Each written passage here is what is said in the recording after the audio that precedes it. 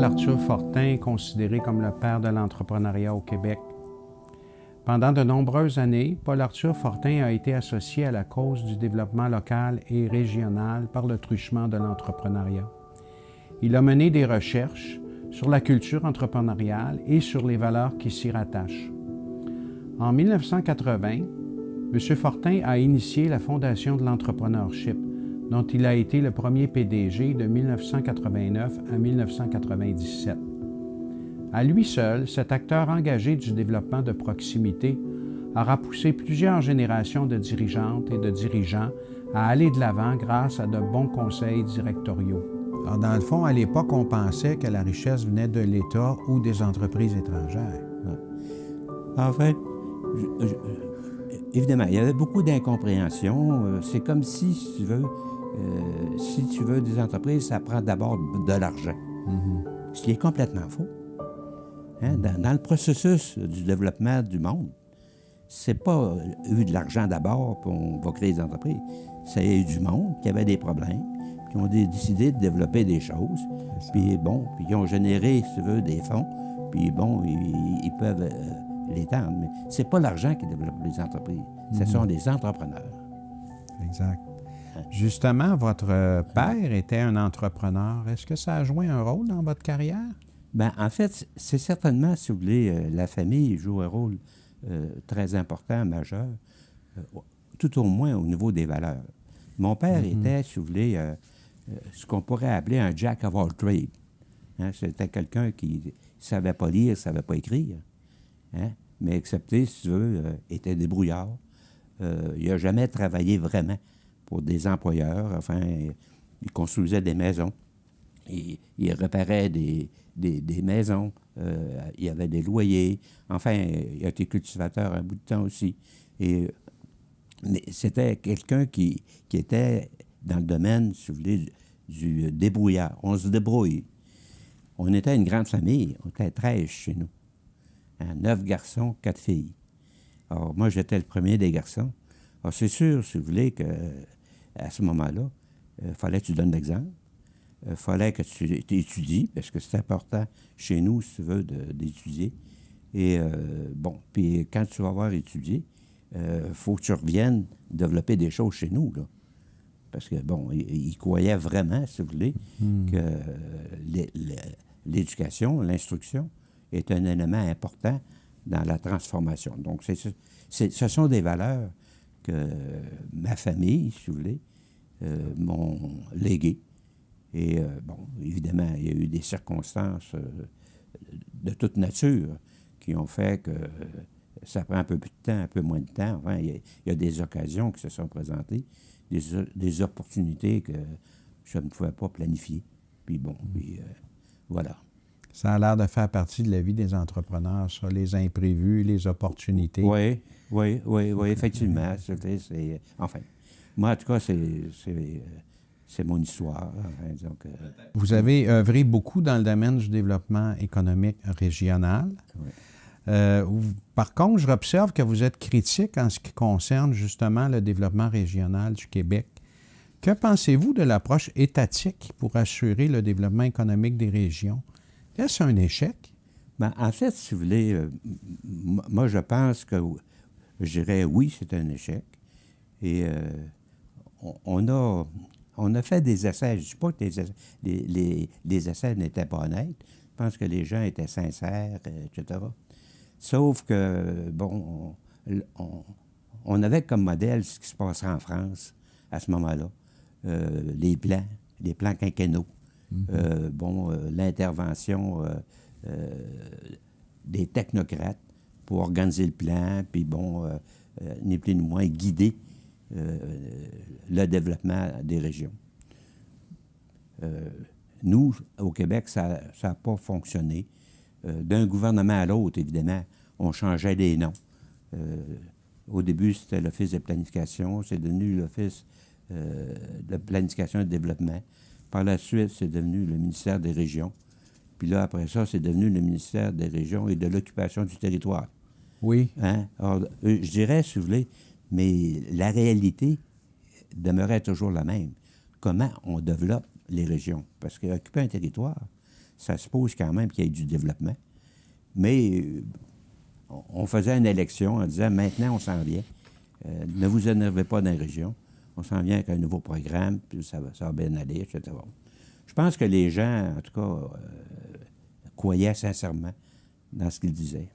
Par ailleurs, moi, je dois dire, si vous voulez, et là, c'est probablement pas à répéter, mais Yvon Tremblay, qui a été le président de cette opération-là pendant plusieurs années, qui a été mon patron, celui qui m'a engagé à l'OPDQ, là, à peu près 2-3 ans, avait demandé à me rencontrer et il m'avait dit, si tu veux, que j'avais la bonne option. Si on veut développer la région, il faut développer l'entrepreneuriat. Vous avez été là jusqu'en quelle année à l'OPDQ? Moi, là, enfin, j'étais là, si vous voulez, je dirais, une partie importante de ma carrière. Parce que quand j'étais à l'Université Laval, j'étais prêté. OK. Donc, mon employeur était encore l'OPDQ. Okay. Excepté, si vous voulez, j'avais plus de lien d'autorité comme tel. Donc, prêté à l'Université Laval comme professeur invité. Comme professeur invité. Où vous aviez fait aussi votre doctorat? J'ai fait, c'est ça, fait mon doctorat. En administration? Ou, oui. Marketing et management. OK. Ouais. Vous avez parlé d'un prix, le doctorat honoris causa. On a aussi une œuvre ici qui sont même magnifiques, vraiment, qui est très belle, qui vous a été remis par le Mouvement Desjardins. Est-ce que je me trompe? Oui. Quelle est la signification de ce prix-là? Bon, en fait, si vous voulez, en 1996, la Fédération, si vous voulez, à leur assemblée annuelle à Montréal, enfin, m'ont remis, si vous voulez, le prix pour ma contribution au développement de l'entrepreneurship au Québec. Il faut dire, si vous voulez, que tout le long de mon parcours, j'ai interpellé beaucoup de jardins, et dans les régions, et au central, partout où je pouvais, en disant, si vous voulez, si M.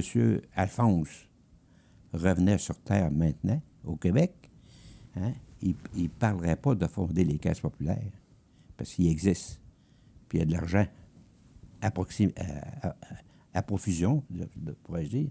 Il parlerait de développer l'entrepreneuriat pour utiliser l'argent qui existe déjà, mais qu'on n'utilise pas pour créer des entreprises, etc. Or, je dirais qu'avec le temps, ça fait son bout de chemin. Je vois maintenant que Desjardins s'implique beaucoup au niveau du concours, par exemple, aux entrepreneurs. Oui. Et s'implique aussi dans les incubateurs d'entreprises. À Shawinigan, on parlait du pavillon Desjardins. Et je pense que le message est passé, parce que l'argent, oui, mais l'entrepreneuriat, c'est encore plus fondamental, parce que c'est l'entrepreneuriat, au fond, qui crée l'argent, et non pas l'argent qui crée l'entrepreneuriat. Enfin, mais les deux sont nécessaires, les deux sont utiles, les deux existent. Oui. Mais ce qui était plus en panne au Québec, c'était l'entrepreneuriat. Oui. Et bon, je pense qu'il y a actuellement un air d'aller intéressant, mais qui pourrait être encore amélioré, particulièrement au niveau des cégeps, parce qu'on va parler des cégeps tantôt, et possiblement, si vous voulez, au niveau du gouvernement. Le gouvernement n'est pas vraiment converti encore. Là, il y a des gens qui... Pas complètement. D'ailleurs, pour revenir sur Desjardins, Claude Belland, qui était quand même historiquement un des dirigeants très importants du mouvement Desjardins, a préfacé un de vos ouvrages. Oui, oui. C'est devenir entrepreneur? En fait, je pense que c'était la deuxième édition. Deuxième édition de devenir entrepreneur. Puis peut-être... non, ici, c'est le FQM. Oui. La FQM aussi m'a remis, si vous voulez, en 1994. Je suis membre honoraire de la FQM. Autrement dit, si vous voulez... Fédération québécoise des municipalités. Oui, c'est ça. OK. Alors, bon. D'où les régions. Ouais. Alors, ça m'amène à ma prochaine question.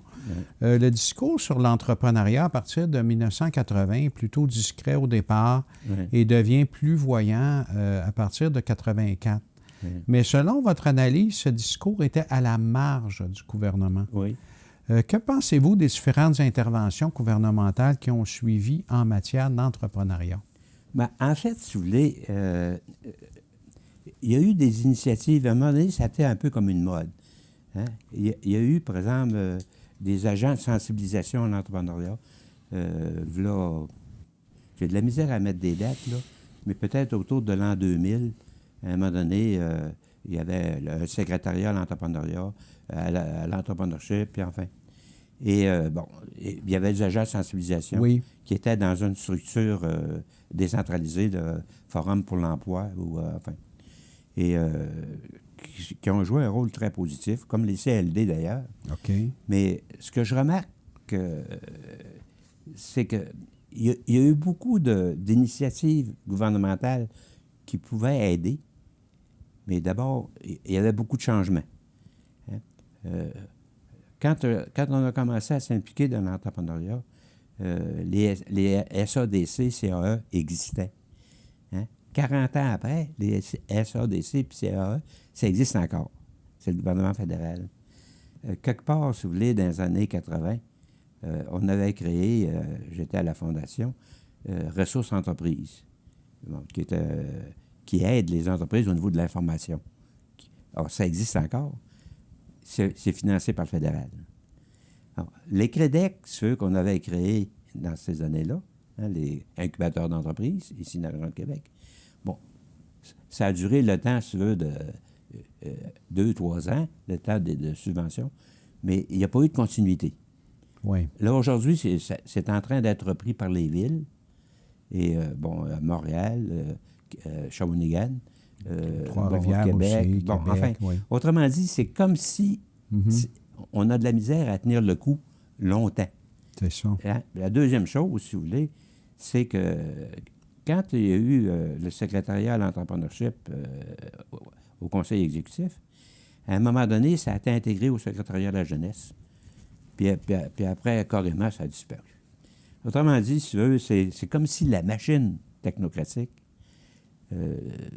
vit difficilement avec cette menace-là qu'est l'entrepreneuriat. Bon. De sorte que c'est peut-être une bonne chose, si vous voulez, que l'État ne soit pas impliqué parce que la foi n'était pas là. Hein? Peut-être une bonne chose parce que, bon... mais d'un autre côté, c'est sûr qu'il y a des bouts où ça aurait aidé que le discours gouvernemental soit un discours porteur. Peut-être que le prochain gouvernement fera partie de cette nouvelle orientation-là. Mais c'est sûr que l'État peut faire des choses et non seulement tolérer. Oui. Nous, dans mon temps, c'est qu'on a été tolérés. À la marge, bon, on a eu des petites commandites, on a eu des interventions parce qu'on a fait plusieurs colloques. Les derniers colloques réunissaient presque 700 personnes. Alors, bon, 700 personnes, ceux qui viennent pendant 2 jours entendre des professeurs comme Jacques Fillon et d'autres parler d'entrepreneuriat, c'était quand même un véhicule pédagogique important. Il y a de la crédibilité qui se développe à travers tout ça. Et bon, mais enfin... Les gouvernements peuvent appuyer, mais ils doivent tolérer le fait que l'entrepreneuriat est un milieu effervescent, créatif, incontrôlable. C'est ça. Où il ne faut pas essayer d'étouffer les initiatives dans des modèles trop rigides. Voilà. Et effectivement, vous avez parfaitement raison. D'ailleurs, Robert Arcan, qui avait été un président de la Fondation, quelqu'un d'Abitibi, exceptionnel, hein, Robert Arcan disait sur l'entrepreneuriat, on fait d'abord le portrait de l'entreprise, puis on fait le cadre après. Autrement dit, tu n'encadres pas l'entrepreneuriat. OK. Tu le laisses aller, puis bon. Alors, effectivement. Et ça, si tu veux, la machine gouvernementale vit difficilement avec ça. Oui, c'est vrai. Hein? Bon, parce qu'il faut faire l'évaluation, il faut prendre des objectifs, puis bon, on fait... beaucoup de reddition de comptes. C'est ça, voilà. Enfin. Voilà.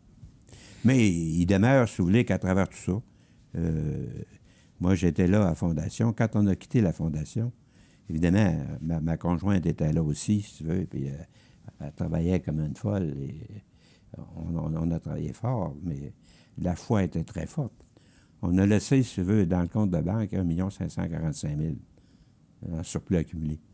Alors, ça veut dire que nos successeurs avaient une certaine sécurité pendant un certain temps pour faire des choses. Oui. Justement, quels ont été les apports de la Fondation pour le développement d'un Québec plus entrepreneurial? Ben, en fait, si vous voulez, les apports de la Fondation, moi, je pense que d'abord, les concours ont été pour quelque chose. Il y a le concours de plan d'affaires au niveau collégial, il y avait le concours projet en tête au niveau secondaire et primaire, de l'idée au projet au niveau université, qui est devenu, dans le même concours, si vous voulez, oser entreprendre. Là. Alors, le concours a été quelque chose. On avait créé aussi l'essaimage. Enfin, c'était SAGE, hein, ça a été le premier groupe ici de la région de Québec, qui est devenu le mentorat, qui est quand même, si tu veux, une partie importante des activités de la Fondation actuelle. Enfin, je dirais presque la seule. Oui, le réseau M. Le réseau M, là. Bon, il y a eu le CREDEC qu'on avait créé. Il y a Ressources Entreprises qui existe encore. Ressources Entreprises qui est un organisme surtout financé par la fédérale, mais qui donne de l'information aux entreprises. Marketing, notamment sur le marché. Enfin, je ne sais pas si vous avez déjà essayé ça, mais si vous allez sur Internet, il fonctionne par Internet. Et il y a une dizaine d'employés et, bon, qui existent depuis une quinzaine d'années, où j'étais le premier président de ça. Il y a eu, à un moment donné, aussi la revue Organisation et Territoire, qui a été organisée avec l'Université de Sherbrooke, puis Sherbrooke, qui a été publiée pendant un certain nombre d'années, mais maintenant, ça essaie probablement faute de financement. Enfin, bon. Alors, il y a eu plusieurs initiatives. Il y a Place aux jeunes. Je ne sais pas si ça existe encore. Place aux jeunes, qui avait été mis en place le ministère de l'Éducation, puis Louis Drouin, du Cégep Limoilou, avait participé à ça, et qui s'occupait, c'était un réseau qui aidait les jeunes à retourner dans leur région. Autrement dit, qui faisait des liens entre les emplois possibles et les gens susceptibles d'aller. Ça a joué un rôle très important à un moment donné. Mais là aussi, si tu veux, ça n'a pas duré dans le temps. Autrement dit, si tu veux, ça... enfin...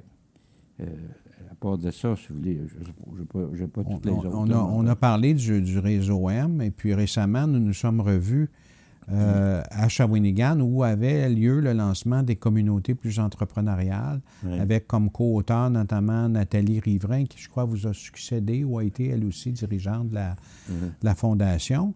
Et à ce moment-là, on a parlé de l'importance de la création d'une 50aine de communautés entrepreneuriales pour stimuler l'entrepreneuriat dans les régions. Est-ce que c'est important de former des communautés comme ça? En fait, si vous voulez, d'abord, le mot 50, si vous voulez, je ne sais pas s'il y en a 50 ou pas, là.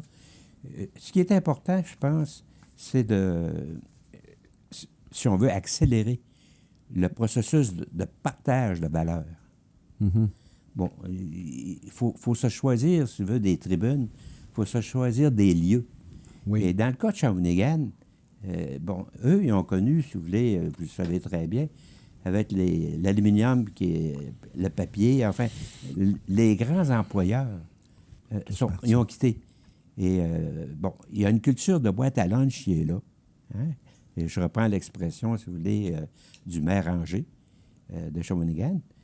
Puis là, si on veut gagner du temps, si on ne veut pas, si vous voulez, que notre population quitte, si on veut essayer de garder un noyau puis de se reprendre en main, ben, ça prend des tribunes pour accélérer le processus de partage. Alors, je pense, si vous voulez, que la communauté entrepreneuriale, avec le leadership du maire Angers, avec aussi Denis Morin, qui est un excellent pédagogue. Qui l'a dirigé, oui, jusqu'à récemment. Aidait, si vous voulez, à faire cette pédagogie de transformation des mentalités. Oui. Or, bon, dans certains milieux, si vous voulez, la communauté entrepreneuriale est peut-être moins nécessaire. Je pense, par exemple, en Beauce, hein, où la communauté est déjà entrepreneuriale depuis des années.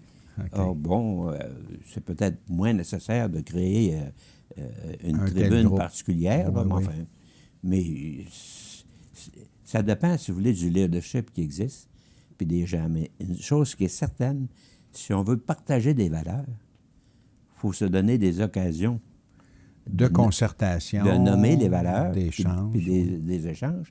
Puis en plus, si vous voulez découvrir des modèles qui vont faire du pouce sur les succès, puis essayer de stimuler, si vous voulez, les manques. Je pense que la ville de Shawinigan s'implique beaucoup plus dans le développement économique entrepreneurial qu'ils ne l'ont jamais fait. Parce que quelque part, si vous voulez... et avec succès. Ah oui, beaucoup de ils succès. sont en train de réussir. Des dizaines et des dizaines d'entreprises nouvelles voilà. depuis 10 ans. Alors. C'est ça. Alors, moi, je pense que c'est un bel exemple. Rivière-du-Loup est un bel exemple aussi. Oui, c'est ça. Hein, où il y avait là, Philippe Morin, qui était un ancien des cégeps aussi, un ancien directeur de cégep de Rivière-du-Loup, qui était maire de Rivière-du-Loup, et qui était... on s'est rencontrés dans quelques conférences en région, un excellent pédagogue aussi. Enfin, disons que... Alors, il y a une pédagogie de l'entrepreneuriat pour montrer d'abord les beaux côtés, les côtés libérateurs de l'entrepreneuriat. C'est pas une prison, l'entrepreneuriat. Non. C'est une libération. Oui. Hein? Bon, il y a des problèmes, on trouve des solutions. On travaille ensemble, on partage des choses. Et bon, enfin, c'est la vie. C'est comme ça que ça se développe. Dans un ouvrage très important qu'on a montré tantôt, s'intitule « La culture entrepreneuriale, un antidote à la pauvreté ». Oui. Cet ouvrage-là a contribué à dédiaboliser la part des entrepreneurs dans une société comme la nôtre. Oui. Selon cet ouvrage, l'entrepreneur, l'entreprise et l'entrepreneuriat sont une question de culture. Il y a donc une relation entre le développement économique et la culture? Bien, en fait, si vous voulez, on parlait tantôt, si vous voulez, d'une certaine mode. Hein? On a eu la mode, là, bon, où le gouvernement, des agents de sensibilisation, puis il y a eu les CLD, puis etc. Bon, évidemment, par définition, la mode, ça ne dure pas. Mais quand on parle de développer des entreprises, de l'entrepreneuriat, on pense au long terme.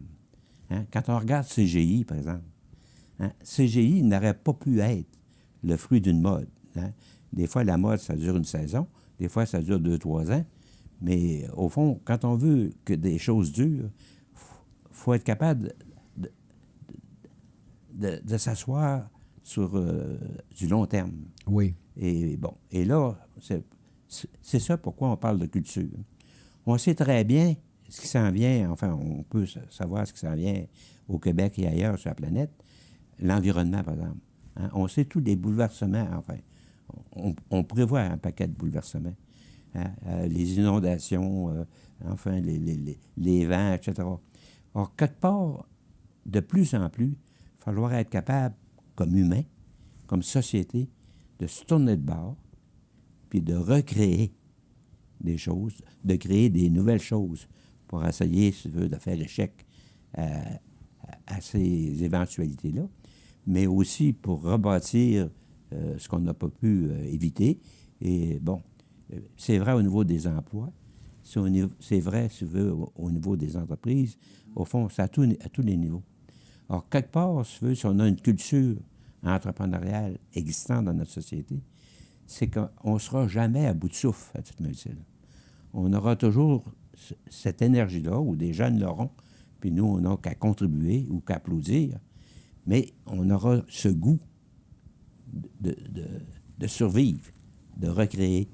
Et bon, alors moi, je pense... Donc, c'est pas seulement un recul de la pauvreté, c'est pour résoudre les problèmes qui se posent. C'est ça, c'est pour résoudre les problèmes qui se posent, et dont la pauvreté, évidemment, bon, qui en est un des problèmes.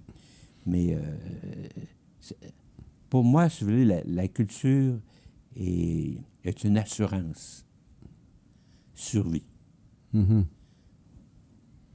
Donc, une culture entrepreneuriale, ça va nous aider à résoudre les problèmes sociaux, ça va nous aider à réparer l'environnement. C'est ça. Et à se développer. Ben, réparer l'environnement dans la mesure où c'est possible, ou encore y faire face pour la mesure où c'est plus possible. Enfin, oui. Hein, il y a des choses, si tu veux, qui changent Mais enfin, disons que faire face aux défis de la vie. Mhm. Alors, voilà. Et la pauvreté, pour moi, est un des défis aussi. Et mais effectivement, c'est très large. Pensez-vous que le concept qui est très important pour vous d'essaimage Oui. pour les entreprises, est-ce que ce concept-là est applicable dans le contexte de l'enseignement supérieur? Évidemment, d'abord, l'essaimage est relativement développé en Europe. Entendez, vous avez vu dans le livre, là, mais il y a beaucoup d'expériences européennes au niveau de l'essaimage. Les entreprises se donnent des politiques de développement d'entrepreneuriat. Ici, si vous voulez, au Québec, il y a quelques exemples qu'on a donnés. Et quand on avait fait le volume, on a vu des rencontres. Ils ont essaimé une quinzaine d'entreprises. Ah oui. Alors, autrement dit, si tu veux, c'est des gens qui, bon, ils engagent du monde. Les gens commencent à travailler. Les gens les voient aller. Puis bon, parce que quand tu es en affaires, c'est une chose qu'il faut que vous sachiez. À partir du moment où tu rentres dans le réseau des affaires, il y a un paquet d'opportunités que tu vois, que tu ne voyais pas avant. Oui. Or, évidemment, une entreprise, par définition, ils se donnent, si vous voulez, une finalité, ils se donnent des objectifs, et ils ne peuvent pas toutes les prendre, des opportunités. C'est ça. Mais quand tu as des gens autour de toi qui sont sérieux, puis qui est bon, puis tu lui dis, écoute, pourquoi tu n'essayes pas, ou enfin, bon, et que tu les accompagnes, bon, ces gens-là vont partir en affaires. Et ces entreprises-là, il y en a qui ont connu des bons développements. Or, ces gens-là créent, si tu veux, dans la communauté ou tout autour, un réseau de gens qui continuent à s'entraider. Hein? Si tu as aidé quelqu'un à partir en affaires, puis il réussit, puis l'autre, il était redevable, puis il y a une loyauté. Puis les gens se partagent des choses, etc. Et bon, tu vas à la banque, si tu veux, avec ton employé qui part dans tel domaine, pour dire, bon, ben écoute, le banquier, si tu veux, est certainement impressionné de voir que tu recommandes telle personne, il part en affaires, il y a tel atout, il y a tel marché, etc. Alors, c'est tellement facile de partir et de réussir par essaimage que tu dis, bon, ben, comme on était en appétit d'avoir des entreprises, il y a là un raccourci intéressant et qui n'est pas pénalisé par l'entreprise essaimeuse. C'est pas vrai, si tu veux, que tu perds tes meilleurs employés quand tu décides d'aider un employé qui serait davantage heureux, davantage lui-même, si c'était à sa propre affaire. Tu viens pas de perdre... au contraire, tu viens de gagner un ami, puis de gagner, si tu veux, un collaborateur dans le milieu qui va, comme disait, venir à ton secours à l'occasion. Oui, ça m'a beaucoup surpris, moi, d'observer ça. Quand on a démarré à la zone entrepreneuriale, c'est un centre que le Cégep de Trois-Rivières a mis sur pied pour et par les entrepreneurs. On a mis en place un service qui s'appelle le co-développement pour entrepreneurs. Alors là, on assoit 10, 12 entrepreneurs de différents secteurs, jeunes, moins jeunes, et on les amène à échanger. Puis ce qu'on a observé, c'est qu'il y avait énormément de solidarité, énormément de générosité, énormément d'entraide entre eux. Puis ça, c'est différent de la perception qu'on a quelquefois, que l'entrepreneur, c'est une personne égoïste, une personne qui ne partage pas. Vous confirmez ça, dans le fond? En tout cas, disons que oui, effectivement, si vous voulez, plus on va trouver, si tu veux, des entrepreneurs aimables, plus ils vont être aimables. Quelque part, si vous voulez, la réconciliation est très importante. C'est-à-dire à partir du moment où on se met, si vous voulez, à se rendre compte de leur contribution. Et ce n'est pas nécessairement des contributions qui sont toujours faciles, parce que les gens, ils prennent des risques financiers, ils prennent des risques importants de vie, de famille, etc. Mais quand on regarde ça, si vous voulez, le plus clairement possible, ça aide beaucoup. D'ailleurs, si vous voulez, en 88, la première reconnaissance que j'ai eue, parce qu'on parlait de reconnaissance tantôt, c'est venu du Conseil du patronat. Et à ce moment-là, conseil du patronat faisait un dîner au Ritz-Carlton où, le premier ministre, M. Bourassa, était là. Donc, M. Bourassa a entendu parler d'entrepreneuriat, en tout cas à cette époque-là. Et puis par la suite, ça nous a aidé peut-être à faire certaines choses. Mais enfin, c'est juste pour dire comment, à un moment donné, tu montes à une échelle, tu rencontres des gens, puis d'une affaire à l'autre, tu rencontres des opportunités ou tu rencontres des personnes qui vont jouer un rôle important dans la suite des choses. Alors, effectivement, nous, on a travaillé beaucoup, si vous voulez, avec le groupement québécois d'entreprise là, à Drummondville. Moi, j'avais été, si vous voulez, à un moment donné, associé à la mise sur pied au début du groupement. Je n'avais pas été le titulaire. C'était Jacques Plourde-Dumic qui était l'acteur, mais enfin, j'avais été associé un peu au démarrage de ça. Et on est demeuré très proche d'eux. Et effectivement, si vous voulez, le groupement québécois d'entreprise, ce qui regroupe les PME intéressantes, les rencontres, c'est l'entraide entre les gens. Enfin, il y avait toutes sortes de services où les gens s'entraidaient entre eux. Parce que quelqu'un avait connu des expériences que d'autres n'avaient pas connues. Puis là, il y avait des difficultés. Enfin, il y a beaucoup d'entraide. Oui, c'est une communauté qui se développe bien, d'ailleurs, oui. à Drummondville, à cause de ça. C'est bien reconnu. Voilà. En terminant, est-ce qu'il y a d'autres aspects de l'entrepreneuriat qui vous apparaissent importants dont vous aimeriez encore nous entretenir? En fait, il y a, si vous voulez, une chose que je n'ai pas eu l'occasion de nommer. C'est qu'au début de la fondation, enfin très tôt, on a mis sur pied, si vous voulez, la collection Entreprendre. Parce qu'il y avait peu de matériel en français sur l'entreprise et sur l'entrepreneuriat, différentes facettes. Et c'était Brigitte Vancoli-Tremblay qui a été directrice un peu de ça. Et à la fin, enfin, je pense que la collection a été vendue. Enfin, la fondation, moi, j'ai quitté en 97. Donc, ils ont continué à vivre. Ils ont fait des choix, si tu veux, qui étaient pas nécessairement les mêmes que ceux que je faisais. Moi. Et quelque part, la collection a été vendue. Mais je pense qu'on était rendu au-delà de 80 livres qui étaient publiés dans la collection Entreprendre. Et Louis-Jacques Filion disait dans un de ses articles, c'était la collection de matériel français la plus importante au monde, actuellement. Donc,